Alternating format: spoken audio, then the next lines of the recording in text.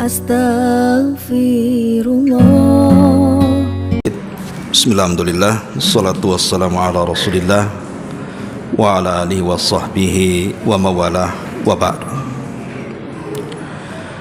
Ma'asyiral muslimin wal muslimat rahimani wa rahimakumullah. Adapun fitnah-fitnah yang berlaku, yang berada di sekeliling kita, dan kita bisa rasakan atau boleh juga kita sudah masuk dalam fitnah itu. Pertama adalah fitnatul mal, fitnah yang berkenaan dengan harta. Dalam hadis Nabi SAW yang dihasankan oleh para ulama, hadis dari Ka'ab ibn Iyad radhiyallahu anhu, Nabi SAW mengatakan, inna likulli ummatin fitnah wa fitnatu ummatil mal. Kata Nabi SAW, setiap umat ini punya fitnah sendiri-sendiri, tetapi fitnah umatku, kata Rasul, ada pada harta. Apa fitnah harta itu? Ma'asyiral muslimin yang dimuliakan Allah Azza wa Jalla, terkadang begini ikhwan, kita ini sudah lelah letih mencari harta dari mulai nol sampai akhirnya jadi kaya, walaupun tidak kaya cukuplah hidupnya. Dari yang tidak punya rumah jadi punya rumah, dari yang tidak punya pekerjaan jadi punya pekerjaan, yang tidak punya tabungan akhirnya punya tabungan, dan begitu seterusnya. Apabila harta itu sudah mencapai angka-angka tertentu, sebut saja senilai 85 gram emas, secara otomatis kalau sudah sampai haulnya kita harus mengeluarkan zakat 2,5%. Ya. Lah ketika kita mengeluarkan zakat 2,5% itu, terkadang kita berikan zakat itu kepada orang yang tidak ada sangkut paut dengan usaha kita. Orang ini tidak pernah bantu kita, orang ini tidak pernah ngasih modal dengan kita, orang ini tidak ada bersentuhan dengan pekerjaan kita. Orang ini orang lain. Kita diuji oleh Allah, bayar zakat kepada orang itu. Kalau ada orang-orang yang masih taat dengan perintah, tahu kewajibannya, pasti dia akan bayar zakat kan? Tapi bagi orang-orang bakhil, ngapain? Ini harta-harta saya, hasil jerih payah saya, keringat bercucuran siang malam saya mencarinya, tiba-tiba saya kasihkan sama orang. Makanya zakat ini bagian daripada fitnah harta, tapi hakikatnya itu membersihkan harta. Bisa nggak kita mengeluarkan dengan harta itu 2,5% bagi orang-orang yang disebut dalam surah At-Taubah sebagai asnaf zakat itu? Lah itu di sini terkadang diuji dengan harta itu, mau mengeluarkan atau tidak. Makanya Qarun ketika datang petugas zakat dari Nabi Musa untuk menarik zakat si Qarun ini, apa dia mengatakan kepada petugas zakat itu? Innama utituhu min ilmin indi.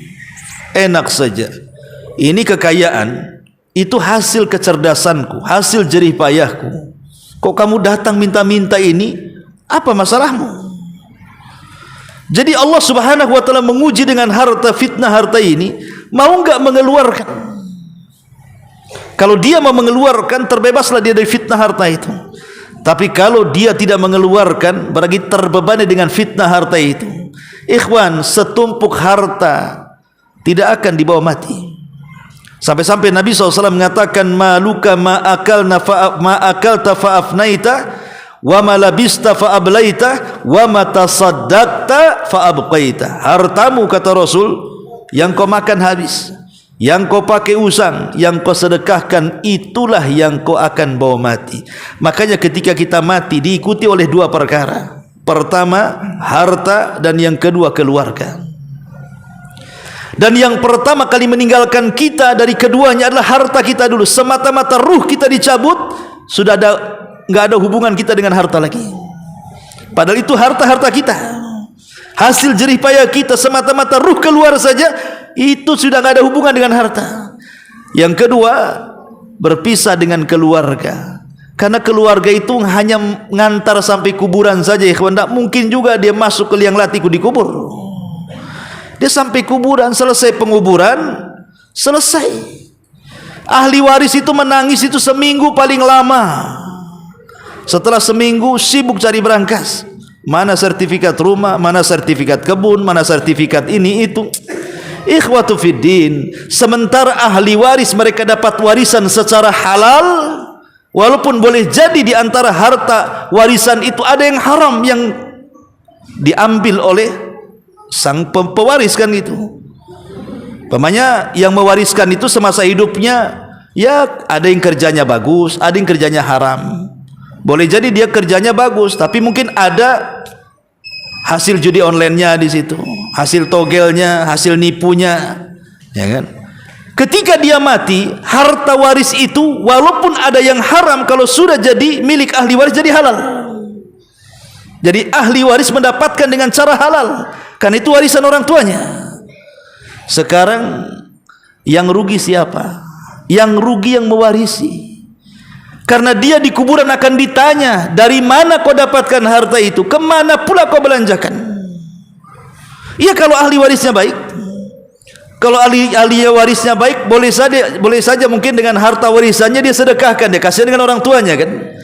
Tapi kalau ahli warisnya jahat, subhanallah, boleh jadi mungkin ahli warisnya dengan harta yang kita wariskan dia berbuat zalim, dia mabuk, dia zina, dia ini, dia itu dengan harta warisannya itu. Berarti kita sudah menanamkan dosa jariah dengan harta kita. Makanya Umar bin Abdul Aziz rahimahullahu ta'ala tidak pernah mewariskan harta kepada anaknya, hanya mewariskan kalimat takwa. Ketika ditanya, wahai Amirul Mukminin, bukankah engkau orang nomor satu? Kenapa kau biarkan anak-anakmu tanpa mendapatkan warisan? Kenapa kau sedekahkan hartamu? Maka kata Umar bin Abdul Aziz, kalau saya wariskan takwa dan mereka melaksanakan warisan takwaku, maka Allah akan memberikan harta untuk mereka tanpa dikasih warisan pun mereka kaya. Karena Allah yang mengatakan, wa man yattaqillah yaj'al lahu makhraja wa yarzuqhu min haitsu la yahtasib. Siapa yang bertakwa kepada Allah, maka dia akan carikan jalan keluarnya dan Allah akan kasih rizki dari arah yang tidak disangka-sangka. Tapi kalau saya kasih warisan harta sementara mereka tidak bertakwa, itu sama saja saya tolong menolong di atas kemaksiatan setelah saya mati, katanya. Kalau orang tidak bertakwa memegang harta, apa kata Rasul? Malun saleh li rajulin saleh. Harta itu menjadi baik kalau yang memegang orang baik, tapi harta menjadi jahat kalau yang memegang orang jahat, kata Rasul. Lah, bagaimana ini fitnah harta? Makanya kenapa ada istilah para ulama itu haqiqatul mal at-tajmi' wa tafriq. Hakikat harta itu dikumpul habis itu ditinggal.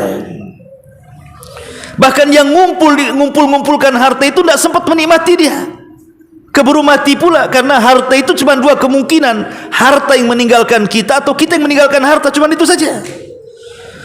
Boleh jadi harta yang meninggalkan kita, tiba-tiba kerampokan, kecolongan, terjadi gempa, terjadi tsunami, ke bawah arus, ke bawah masuk ke dalam bumi dan begitu seterusnya. Atau kita yang meninggalkan harta dengan kematian. Maka inilah fitnah yang pertama, fitnah harta, dan ini yang menjadikan orang lalai dan lupa diri. Orang jadi jahat tuh gara-gara harta. Tadinya bersaudara baik-baik, gara-gara harta akhirnya musuhan. Itu semua gara-gara harta, ikhwatu. Makanya fitnah harta itu besar sekali. Ini yang pertama. Yang kedua, fitnah tahta, jabatan, kepemimpinan. Ini fitnah juga, ikhwatu fiddin. Apalagi kalau sudah mendekati turun, mendekati lengser gitu bahasa kitanya, itu sudah stres tuh biasanya jabatan itu. Sehingga ada sebagian orang itu untuk mempertahankan jabatannya, dia rela sikat sikut sana sini, dia rela menumpahkan darah supaya jabatannya tetap ada. Karena itulah di situ letak kenikmatan menurut dia. Makanya lihat para pemimpin itu, mereka itu terkadang tidak punya hati dengan siapapun. Yang penting jabatannya tidak digoyangkan, aman kalian. Kalau digoyangkan, awas kalian. Ya. Ma'asyiral muslimin yang dimuliakan Allah Azza wa Jalla. Kemudian juga secara singkat, fitnah wanita. Fitnah wanita ini bahaya. Dahulu di zaman ulama salaf ada yang bercerita.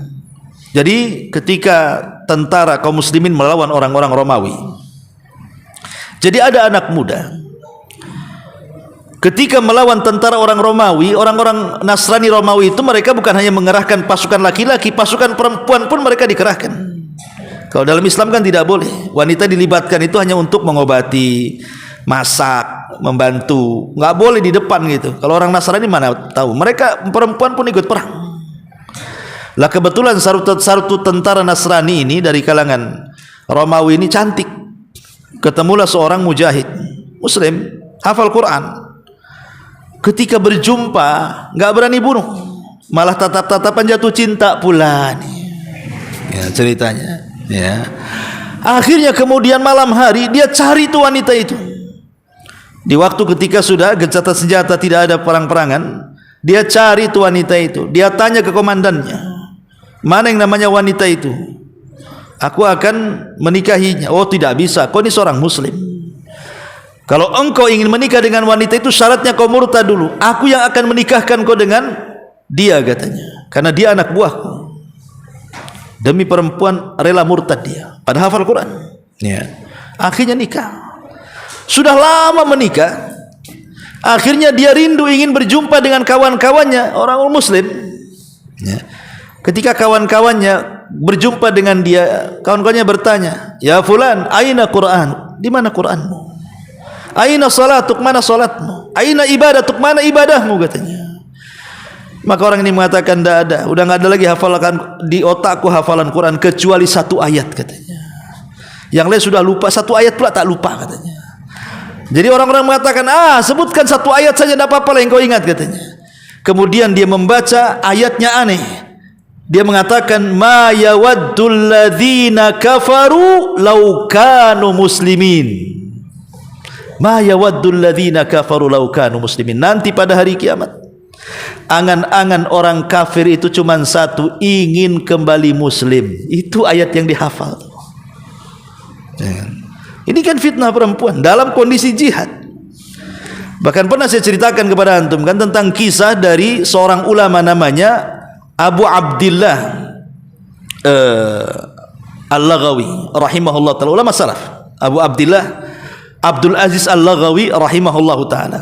Jadi dia punya murid, Abu Abdillah Al-Laghawi ini seorang muazzin, ya. Jadi kalau dari rumahnya ke masjid ini, lewat ke masjid ini, selalu kemudian melewati sebuah gereja. Kebetulan di gereja ini selalu ada nongkrong satu gadis biarawati, cantik pula. Jadi kalau melewati ke masjid, di tengah-tengahnya gereja, jadi mesti lewat, mesti ketemu dengan perempuan itu yang sedang duduk itu, biarawati itu. Karena hari-hari jalan situ, akhirnya saling pandang, kemudian mulai ngobrol, mulai akrab, jatuh cinta pula. Kalau dia azan di atas menara, sambil azan natap pula wajah dia.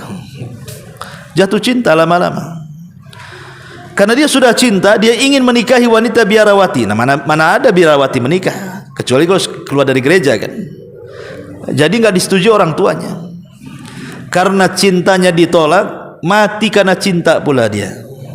Dan banyak orang mati gara-gara cinta kan, bunuh diri gara-gara cinta tuh. Akhirnya betul-betul dia sakit gara-gara cinta, dan sakitnya mengakibatkan kematiannya. Lah Abu Abdillah Al-Laghawi ini gurunya rahimahullah ta'ala, ulama salaf, menceritakan, ya. Dia mengatakan, aku datangi muridku tuh, katanya. Kemudian aku tanya apa penyebabnya, kenapa kau seperti ini, sakit parah sampai mendekati ajalmu. Dia mengatakan, wahai syekh, katanya, kamu tahu aku ini suka dengan wanita yang ada di biarawati itu. Aku sudah berusaha melamarnya, ditolak keluarganya. Kalau aku tidak bisa berjumpa di dunia, janganlah Allah pisahkan aku di akhirat, katanya. Wah, cintanya dalam, ikhwan. Kalau di dunia tak bisa berjumpa dengan dia, tidak bisa disamakan dengan dia, jangan pula di akhirat kami dipisahkan. Itu kan romantis kata-kata.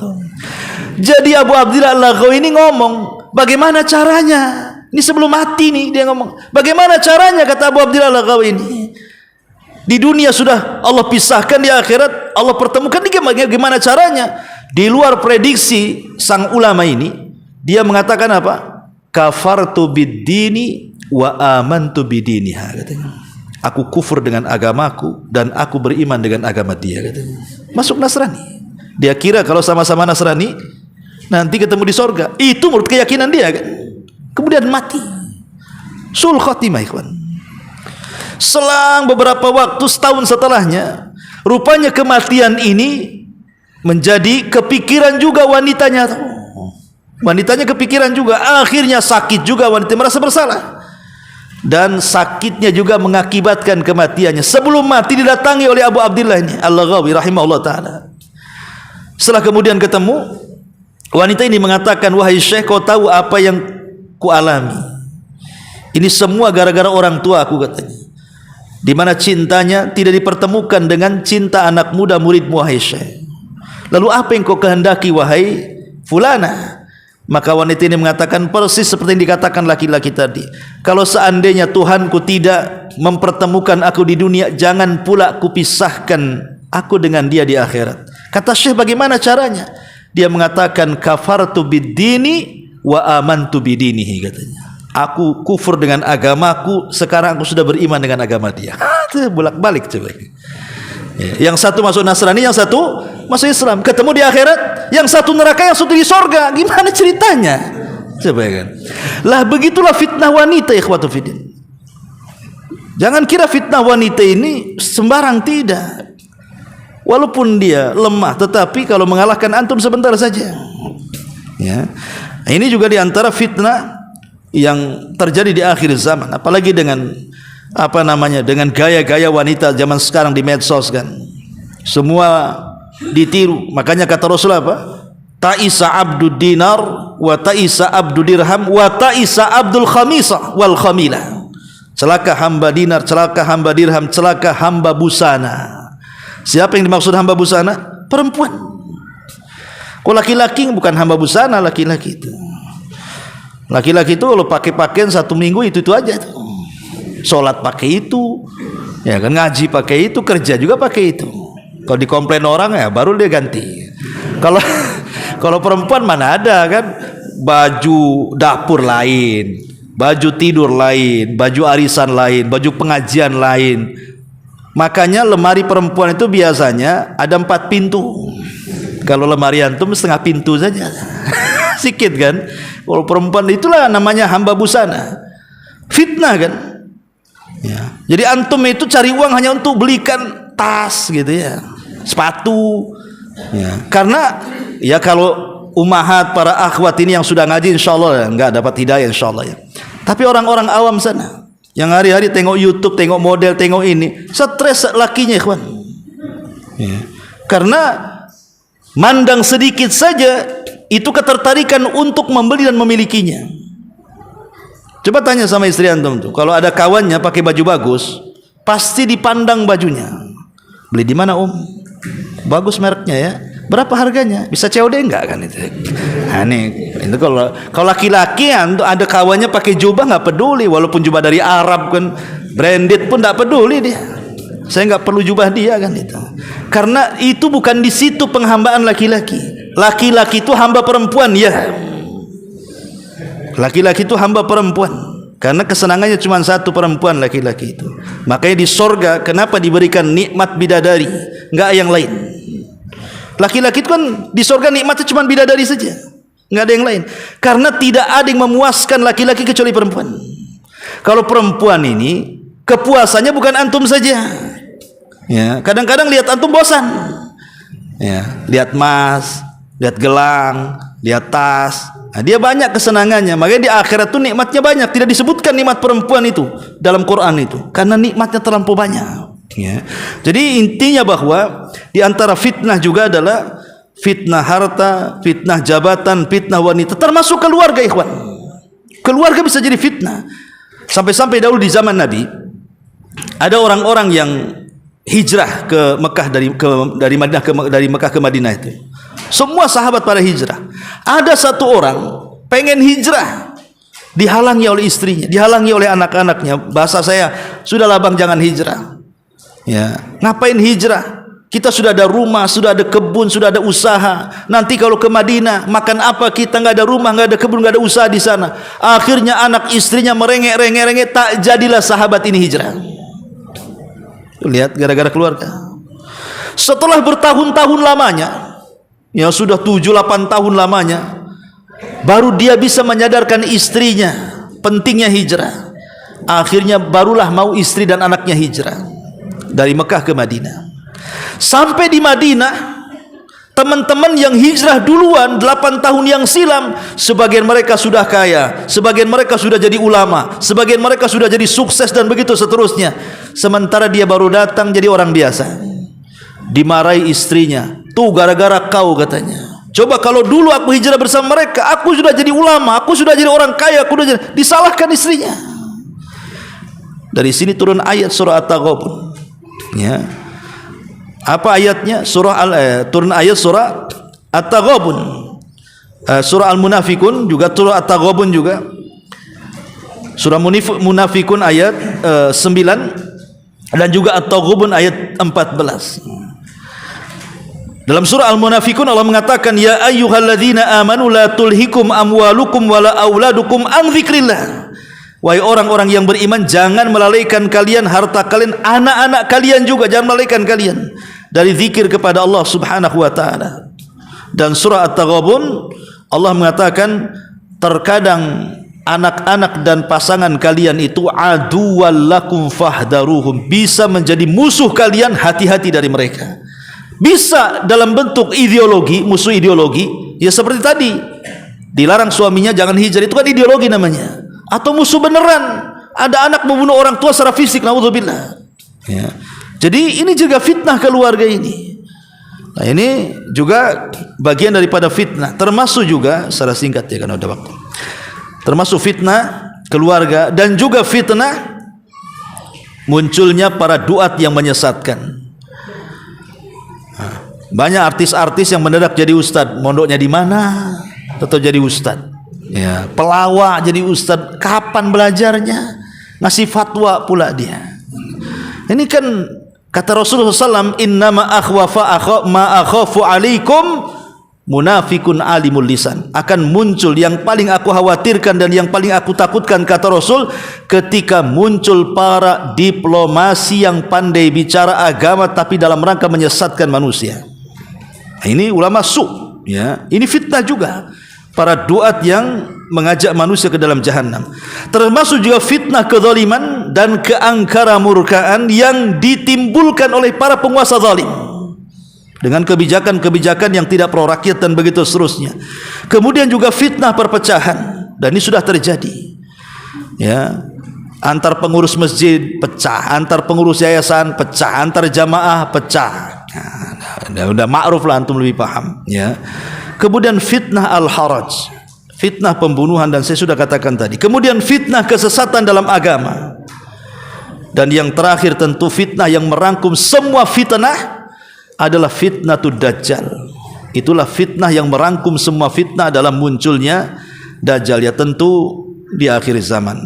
Wallahu a'lam bishawab. Mudah-mudahan ada manfaatnya.